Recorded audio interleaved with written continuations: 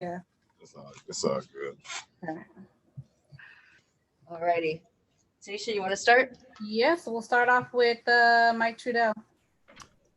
Hey, LeBron, quick warm-up question before getting to basketball. We see your Madden team is 8-2. You know, Quinn had a tough loss. It looks like to Markeith, who is now 7-3. Quinn was undefeated.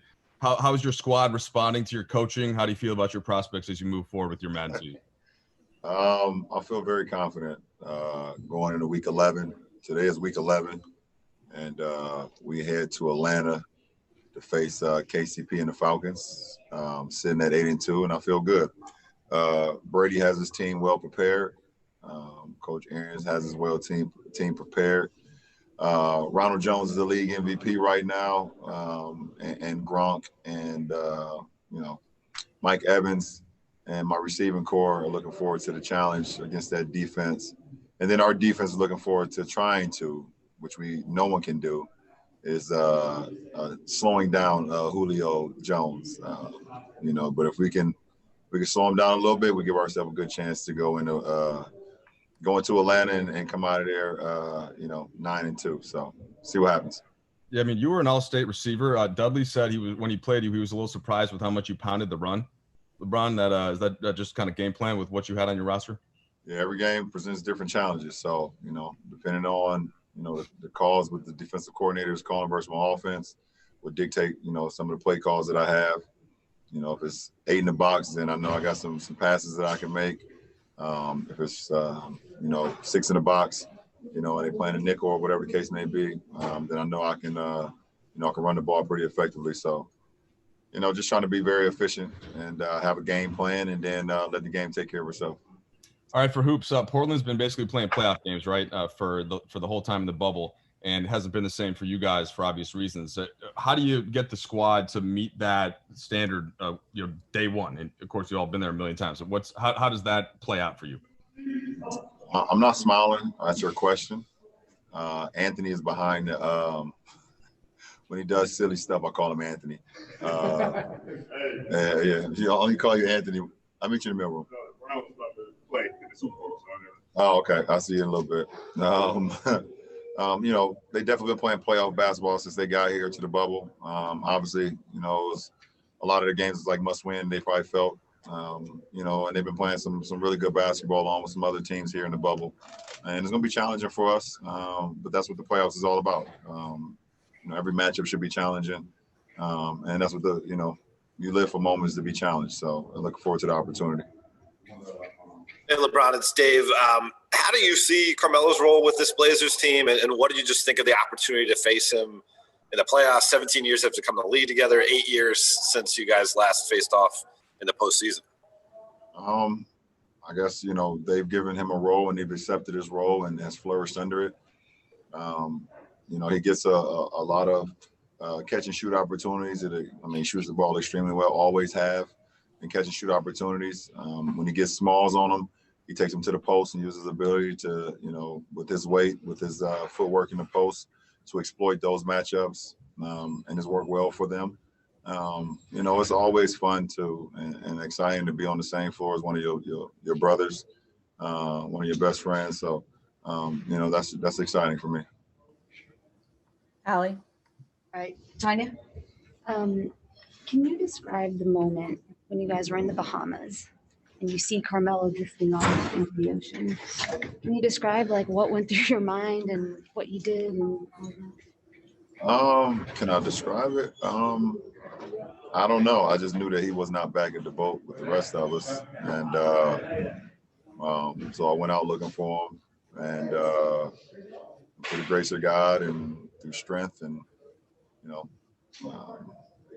not being afraid of the water, was able to help him back to the boat, and so it was the only thing that was on my mind at that point in time, was getting my brother back to the boat. When you described the distance of his life, did you think he was in danger when you were looking for him? I seen the current was a little bit stronger than what it first started at, where we were, and I don't know, it's a blessing, honestly. We all talked about it, and he told me that, he felt like I saved his life, and really know what to say, to be honest. I'm just happy he's still here, obviously. Kyle, good.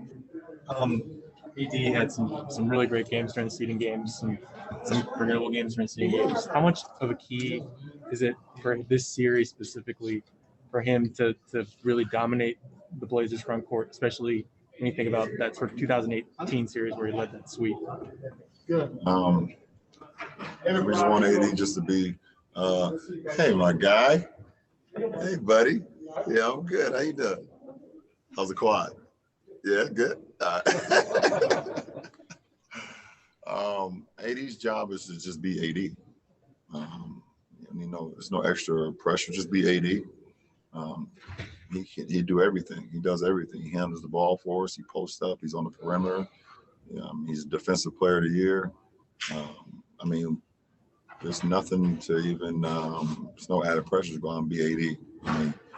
AD is dominant when he steps out on the floor before they even start in the stats. So, I think he's looking forward to the opportunity to be back in the postseason again, as well as his teammates.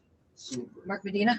LeBron, with how unique this whole year has been for a number of reasons, the unprecedented nature of competing for a championship in a bubble atmosphere. How do you compare what this challenge has been compared to other moments of your career? Probably going to be probably the toughest one. This is the toughest, championship run for me personally, from the circumstances of just being in here. So how do you approach it? I don't know yet. I lock in. I've been locked in for the last couple of days once I knew Portland was our opponent. And that's really the only thing I've pretty much been thinking about. And I prepare as the same way. Just some other things changed, as if you were, in different previous seasons. But as far as me being locked in, that doesn't change. Taylor Brooks. Hey, Rob, so you gave us a nice scouting report for the Falcons. So you're playing in Madden. Can you give us a scouting report for the Blazers? They have a two-headed monster and Dame and CJ. And it starts and ends with those guys. They control the tempo. They control the pace. They do all of the ball handling. And they're the rock of that franchise because they've been there. They've seen it all. They have playoff experience. They have chemistry between the two of them. And we have to have 10 eyes on them at a time. You got the 2 eyes that's guarding the ball and another 8, throughout every possession because they're that dangerous. So it starts with them. And then they have a Hall of Famer in Carmelo Anthony who can erupt at any point of a game. So you have to always key in on him and have that respect factor because you know what he's capable of doing. And I believe Nurkic and Zach coming back from injury has helped him out a lot as well. They move extremely well, offensively. They're one of the best scoring teams in the bowl. I'm sorry, not one of them. They are the best scoring teams in the seeding games. So you have to get stops. You have to get multiple stops. And you can't try to outscore them because they can score with the best. But they're not your typical 8th seed. I don't think they've ever been 8th seed if they were healthy all year. And that's my mindset. I'm not going in as a 1 seed versus 8 seed. I'm going in with is the Lakers versus Portland. So I've already thrown that out of the window. So I won't be going in with my guard down. Brian Mahoney. Thank you. Going back to a couple of questions ago, around with how difficult this may be and all that. It's been a long time since you played a playoff game. You were hurt last year, and Not that long. well, for you, it's a couple of years. We're used to you doing this every year. I don't know. Did you ever sort of take for granted I'm going to be there every April, and we weren't sure if this was going to happen this year? No, I don't take anything for granted. I live life every day. I maximize that day. I don't take anything for granted because at the end of the day, I know where I come from. I know what I stand for. So I don't take anything for granted, especially being in the NBA. It's my 17th season. I don't go into any season saying, okay, playoffs, championship. I'm all about the process, and whatever is at the end of that process. Time is a long time that basically had me out from the majority. The most I've ever been in my NBA career. So you just take it, you take it with that, and you learn from it, and you just continue to just push forward. Last few questions from Jared. LeBron, you said that you're locked in since you found out that it was Portland. What's different about playoff mode for you in this environment, and are you fully there right now? I don't know what's different for me in this environment. As far as me locking in on an opponent and individuals, that hasn't changed. What's different is this is the environment. I'm not home. I'm not with my family. I'm not in my own bed. I'm not in our practice facility. I'm not preparing to be at Staples tomorrow with our fans. I'm not with a lot of things that's essential to my everyday regimen. So that's what's different. As far as mentally, that's always going to be sharp. Joe Varden. So Melo makes the Blazers better. He came in for Rodney, who got hurt, and he's boosted any number of things. They signed him as a free agent, and the Lakers could have had him. Is there any, frustration or just kind of shake your head that you end up playing against him in the first round when he was available? No, I think everything happens for a reason, and everything works its way out how it's supposed to. Obviously, I would have loved for him to be a Laker at that point in time, but I'm not sitting here today saying, damn, he's supposed to be a Laker. He should be doing that for us. No, because what he's doing for them is what it was already written. It was already written. If it was written for him to be a Laker, he would have been a Laker. But I think, through the grace of God and through the grace of him being patient and him finding the right opportunity for him to succeed and be who he is, it landed him in Portland, and there's no envy for that. It's only praise and excitement, and it's like I'm just grateful for that he's back here, back in the position where I knew he belonged. It's pretty cool. It's pretty cool. All right, and Tanisha, I think you have the last one. Yes. Uninterrupted.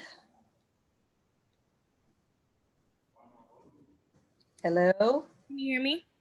We can hear you now. Hi.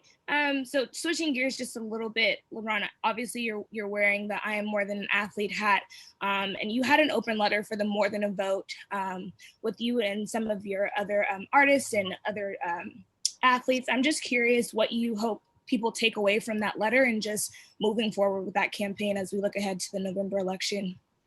That we're serious, so serious about what's going on in America, about our communities, about voter suppression, about just the lack of knowledge, the lack of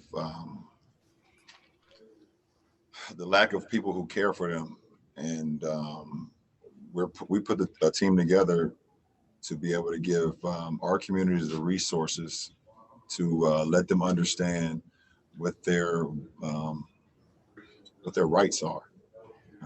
There's a lot of people who grow up in the inner city, one, are afraid to vote because of previous convictions or something that's happened in their life, and they've been lied to for so many years of why they can't vote, or they don't believe that they vote count, so they don't even go.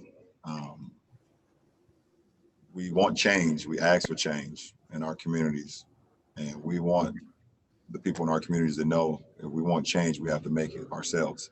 So we're giving everyone the tools, the outlets, through the grace of the Lakers and the relationship with the Dodgers. My team was able to be able to use that as a place for polling. Through my relationship with Lloyd Pierce, the head coach of the Atlanta Hawks. That's another location down there in a huge state of Georgia, in a huge state. huge city of Atlanta. That's a lot of Black people, a lot of predominantly noticeable Black people down there. And then also my relationship with Udonis Haslam, guys seeing what we're able to do in Florida and in Miami. So just trying to give all the resources that we can, because we know how important November is, but more importantly, even past November, because it doesn't stop, and we don't want it to stop. We want to continue to keep our foot on the gas, and continue to learn and continue to educate ourselves, because when we don't, it trickles down to the next generation, because knowledge is power, and when you don't have knowledge, the kids that come after us, they don't have it, and it trickles down from generation to generation to generation. So I want to create mental wealth for generations to come, not only here with me, but after me, and so on, to where we can truly feel and believe that we're kings and queens, and not just talk about it, but people really recognize that, because we are just that. Thanks so much, LeBron. Appreciate it. Thank